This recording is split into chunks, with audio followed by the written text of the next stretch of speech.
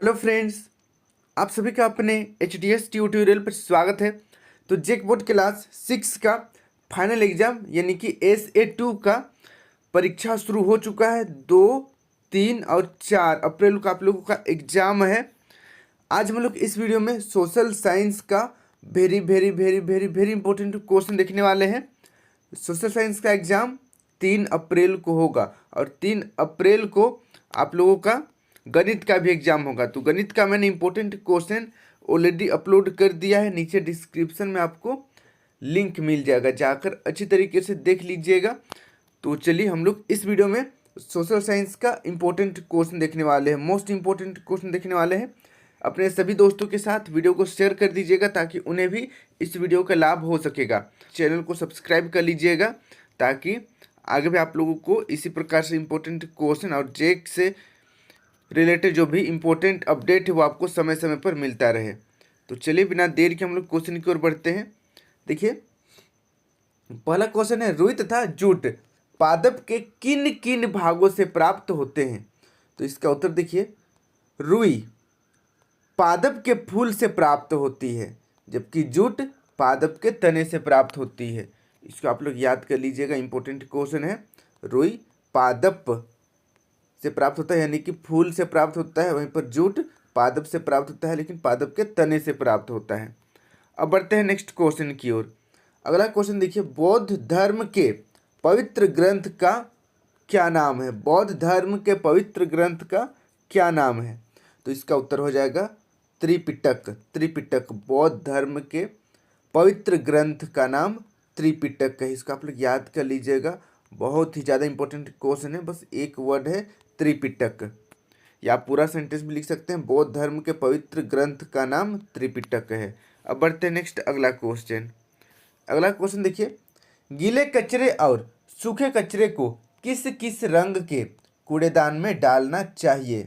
तो यहाँ पर बताना है गीले कचरे और सूखे कचरे को किस किस रंग के कूड़ेदान में डालना चाहिए। तो आपको इसका उत्तर इस प्रकार लिखना है, गीला कचरा हरे रंग के कूड़ेदान में व सूखा कचरा नीले रंग के कूड़ेदान में ही डालें। ठीक है, गीला जो कचरा होता है उसको हरे रंग के कूड़ेदान में और सूखा कचरा को नीले रंग के कूड़ेदान में डालना चाहिए। इसको आप लोग याद कर लीजिएगा, इंपॉर्टेंट क्वेश्चन है।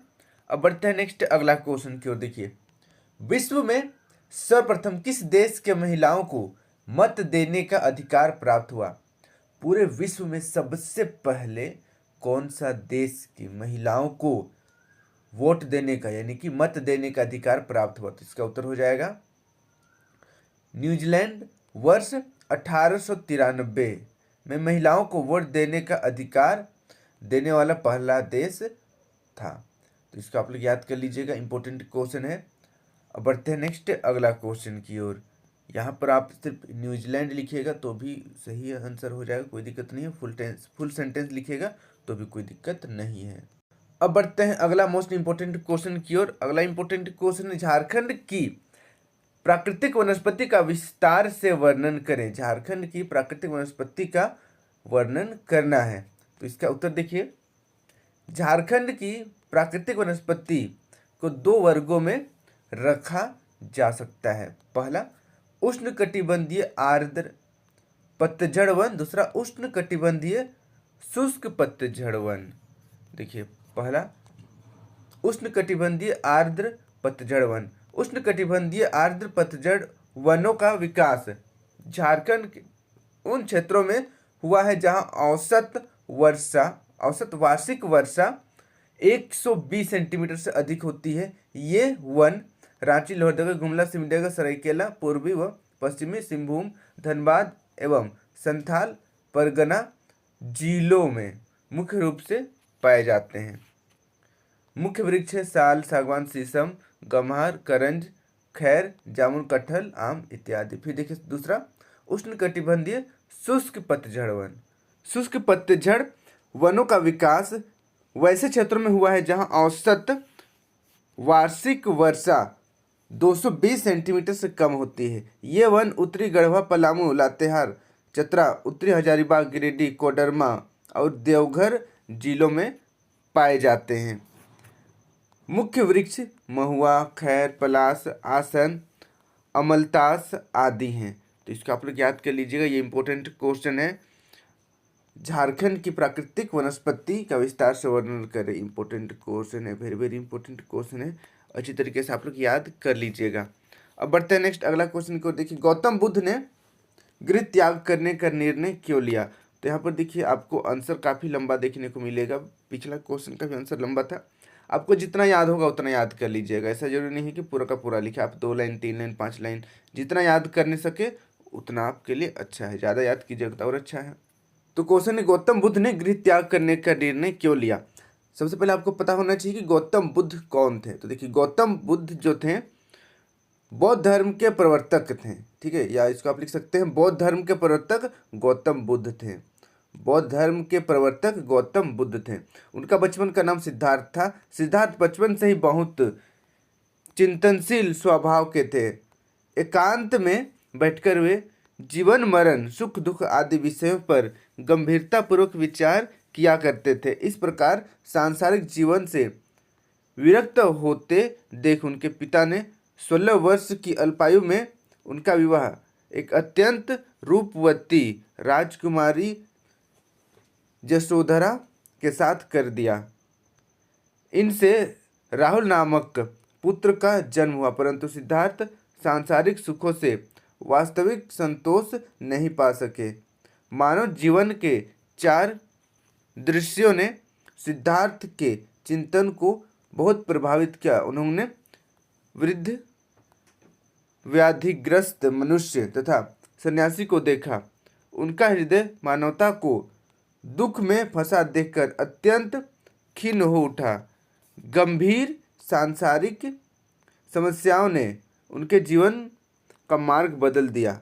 इन समस्याओं के समाधान के लिए 29 वर्ष की आयु में उन्होंने अपनी पत्नी और पुत्र राहुल को सोते छोड़कर गृह त्याग किया। इस घटना को महाभिनिष्क्रमण कहा गया। तो इसका आप लोग याद कर लीजिएगा, वैसे लंबा है लेकिन एक बार पढ़िएगा तो इजी याद हो जाएगा, कहानी के जैसे है। अब बढ़ते हैं नेक्स्ट अगला क्वेश्चन। देखिए, अगला क्वेश्चन है, खेतीहर मजदूर शहरों की ओर क्यों पलायन कर रहे हैं? जितने भी खेतीहर मजदूर हैं, खेती करने वाले मजदूर हैं, वे शहर की ओर पलायन कर रहे हैं, क्यों? तो इसका उत्तर देखिए, खेतीहर मजदूर शहर की ओर पलायन इसलिए करते हैं क्योंकि गांव में खेती का काम कुछ ही महीनों का होता है, जबकि बाकी महीने घर में बैठना पड़ता है। काम की तलाश में और जीविका चलाने हेतु ये शहर की ओर चले जाते हैं। वहाँ उन्हें आसानी से रोजगार मिल जाता है। अपने और अपने परिवार का भरण पोषण हेतु कमा लेते हैं। अपने बच्चों की शिक्षा के प्रति भी खेतीहर मजदूर जागरूक होने लगते हैं। तो इसका आप लोग याद कर लीजिएगा, इंपॉर्टेंट क्वेश्चन है। अब बढ़ते हैं नेक्स्ट अगला क्वेश्चन की ओर। अगला क्वेश्चन देखिए, भारत में सरकार के कितने स्तर हैं? प्रत्येक का नाम लिखें। भारत में सरकार के कितने स्तर हैं बताना है और सबका नाम लिखना है। तो इसका उत्तर देखिए, भारत में सरकार के 3 स्तर हैं जिसके आधार पर सरकार कार्य करती है। पहला स्तर है स्थानीय स्तर, दूसरा राज्य स्तर, तीसरा राष्ट्रीय स्तर। स्थानीय स्तर में आपका पंचायती राज हो जाएगा, राज्य स्तर में हमारा झारखंड राज्य, झारखंड सरकार। फिर देखिए नेक्स्ट राष्ट्रीय स्तर, यानी कि ये हमारा हो जाएगा केंद्र सरकार, ठीक है। तो इसको आप लोग याद कर लीजिएगा, इंपॉर्टेंट क्वेश्चन है।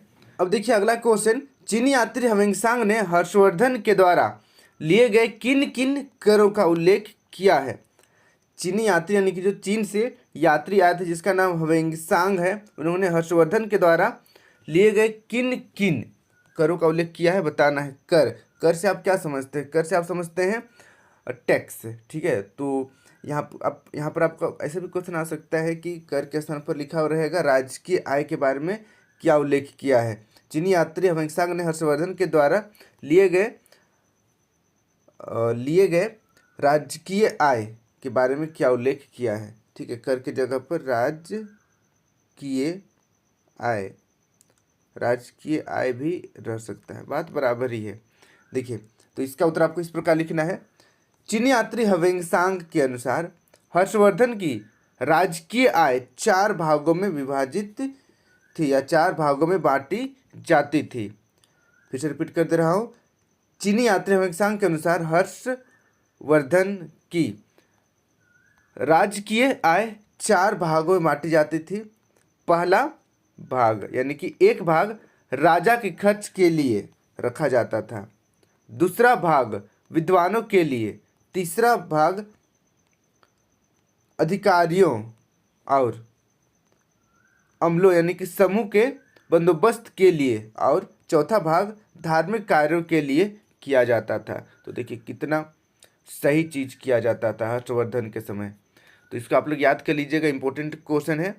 यहाँ पर जितना भी क्वेश्चन मैंने बताया है सभी काफ़ी ज़्यादा इंपॉर्टेंट क्वेश्चन है, very very very very very important question है। अच्छी तरीके से सभी क्वेश्चन को आप लोग याद कर लीजिएगा, जिससे कि आपका एग्जाम में अच्छा मार्क्स आ सके। और बाकी सब्जेक्ट का नीचे डिस्क्रिप्शन में आपको इंपॉर्टेंट क्वेश्चन का लिंक मिल जाएगा, जाकर सभी वीडियो को देख लीजिएगा और चैनल को भी सब्सक्राइब कर लीजिएगा। ठीक है, तो आज के लिए इतना ही। Thank you for watching video. जय हिंद, जय भारत।